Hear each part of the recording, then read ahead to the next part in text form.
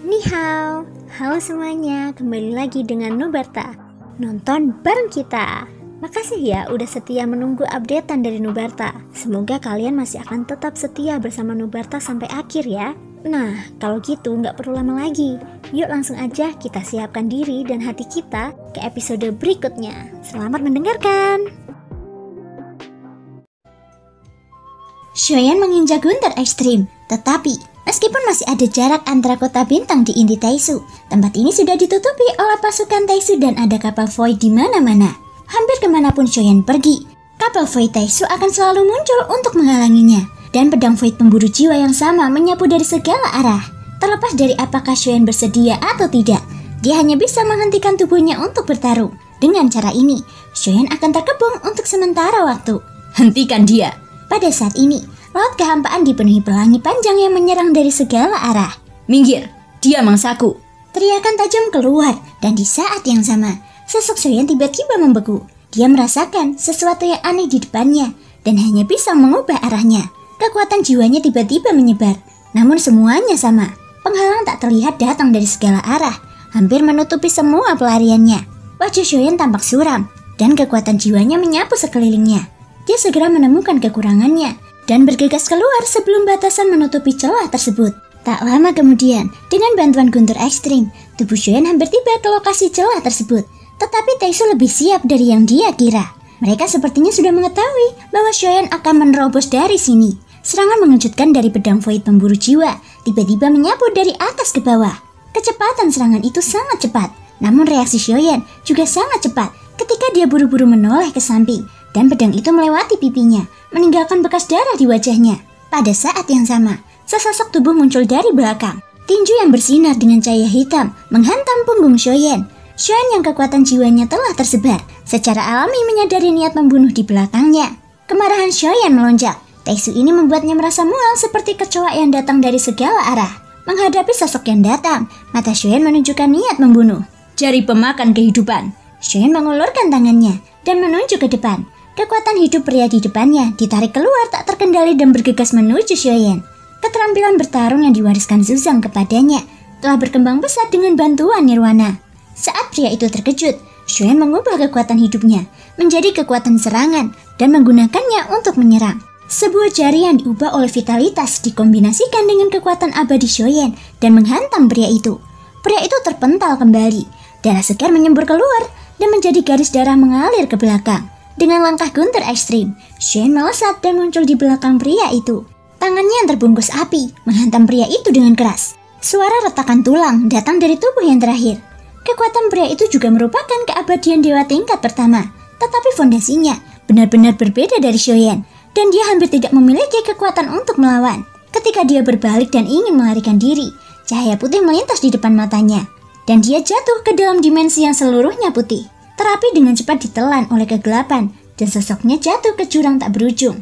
Di dunia luar, api tiga warna mengalir di ujung jari Shoyan, seolah-olah menyatu bersama.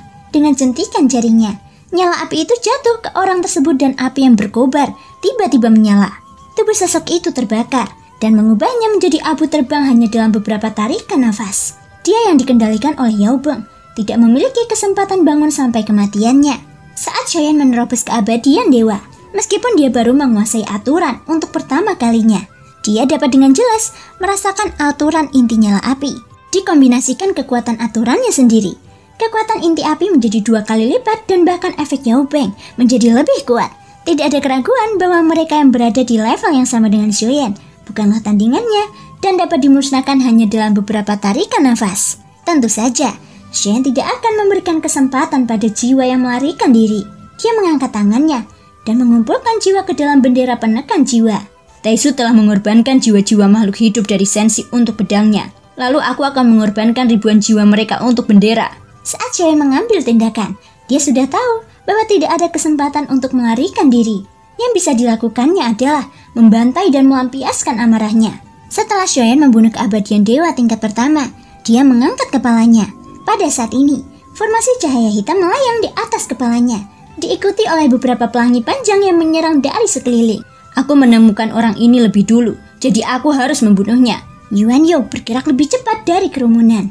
Meskipun jumlah orangnya banyak, mereka sebenarnya adalah keadaan tertib. Pada saat ini, Shen tampak seperti binatang buas yang menunggu untuk dibantai di Kolosium. Setelah Taesu berhasil menjebak Shoyan, Xuanyo menjadi lebih ceria. Dia tidak berniat membunuh Shoyan secara instan, tetapi menggunakan metode ini untuk menyiksanya. Shoyan yang berdiri di kehampaan tidak mengubah ekspresinya. Tatapannya menyapu sekitarnya. Satu-satunya hal yang terpikirkan olehnya adalah Suan King. Semua yang terjadi di sini pasti sudah menjadi pengaturannya. Sengaja mempermalukannya dengan cara ini. Dia tidak hanya ingin membunuh Shoyan, tetapi juga menggunakan metode ini untuk mempermalukan Sensei dan mempermalukan Ratu. Setelah Yuanyu muncul, dia memancarkan auranya yang sangat dahsyat. Kekuatannya sedikit lebih kuat dari orang yang dibunuh oleh Shoyan barusan, dan dia adalah keabadian dewa tingkat kedua. Sepasang matanya yang dingin menatap Shoyan, ekspresinya dipenuhi dengan penghinaan. Keabadian dewa tingkat pertama, tidak disangka bahwa penguasa legendaris itu sebenarnya sangat lemah. Dengan kekuatanmu, bukankah Sensei harus tunduk patuh menyerahkan semuanya kepada Teisuku? Kamu lebih pantas menjadi sampah tak berguna. Dengan berkah sumber daya dunia seperti ini, kekuatanmu hanya berada di tingkat pertama. Namun, kamu jangan khawatir, karena kamu lahir di sini. Aku akan membuat pemakamanmu di sini, ucap Yuanyu. Terlalu banyak bicara. Hanya karena kamu menjadi jenderal, sebenarnya berani berbicara sombong di depanku. Mata Shoyan tajam. Tanpa mengatakan omong kosong apapun, dia melangkah maju dengan telapak kakinya. Dentuman keras terdengar. Shoyan mengambil 7 langkah berturut-turut. 7 langkah dewa pembunuh dilepaskan secara instan. Itu benar-benar berbeda dengan teknik sebelumnya. 7 langkah dewa pembunuh terkondensasi di udara, dan seluruh kehampaan tampak terguncang. Ekspresi Yuanyu berubah, dan sebelum dia sempat bereaksi, seluruh tubuhnya terasa seperti dipukul dengan keras. Lututnya lemas, dan dia jatuh ke bawah. Shoyan langsung muncul di depannya. Tinjunya diayunkan secara tiba-tiba. Yang terakhir segera melawan dan juga mengayunkan tinjunya. 2 tinju bertabrakan dengan hebat. Shoyan yang memiliki tubuh keabadian fisik bintang 5 secara alami jauh lebih kuat. Pupil mata Yuanyu menyusut. Dia bisa merasakan rasa sakit yang luar biasa yang dipancarkan dari kepalan tangannya. Suara retakan yang jelas terdengar ketika dia ingin mundur. Niat membunuh di mata Shoyan melonjak dan dia dikendalikan oleh Yao Beng lagi. Kemudian suara dentuman terus terdengar.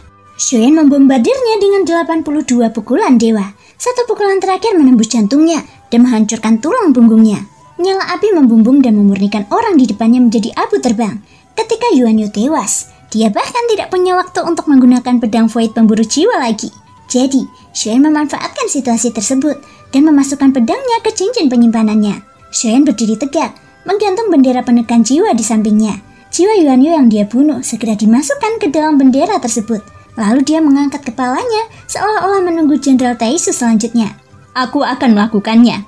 Segera, sosok kuat lainnya bergegas keluar. Adapun Chao Kuei yang bersikeras ingin membunuh Shoyan sebelumnya. Setelah melihat Yuanyu tewas mengenaskan hanya dalam beberapa tarikan nafas, keinginan di hatinya untuk menangkap Shoyan langsung menghilang dalam sekejap. Chao Kuei bahkan tidak berani menunjukkan kepalanya lagi dan bersembunyi di belakang kerumunan. Pada saat ini, sosok yang mengambil inisiatif menghadapi Shoyan lebih kuat lagi. Tubuhnya sangat besar. Sekilas, orang dapat mengetahui bahwa tubuhnya yang kokoh itu pasti mengambil jalan pelatihan tubuh fisik. Dia mengenakan armor Dewa Void dan membawa pedang setinggi 8 kaki. Dari segi tubuh fisik, aku jauh lebih kuat darimu. Pria Taesu yang kokoh itu berkata dengan suara berat. Sepertinya, kematian Yuanyu sama sekali tidak mengejutkannya. Bagaimanapun, aura yang dipancarkan oleh Shoyan mudah diremehkan oleh orang lain. Lagi pula, ada beberapa makhluk abadi di pihak Taesu yang merupakan keabadian dewa tingkat pertama. Bahkan 2 orang yang baru saja dibunuh Shoyan hanya sampah di matanya.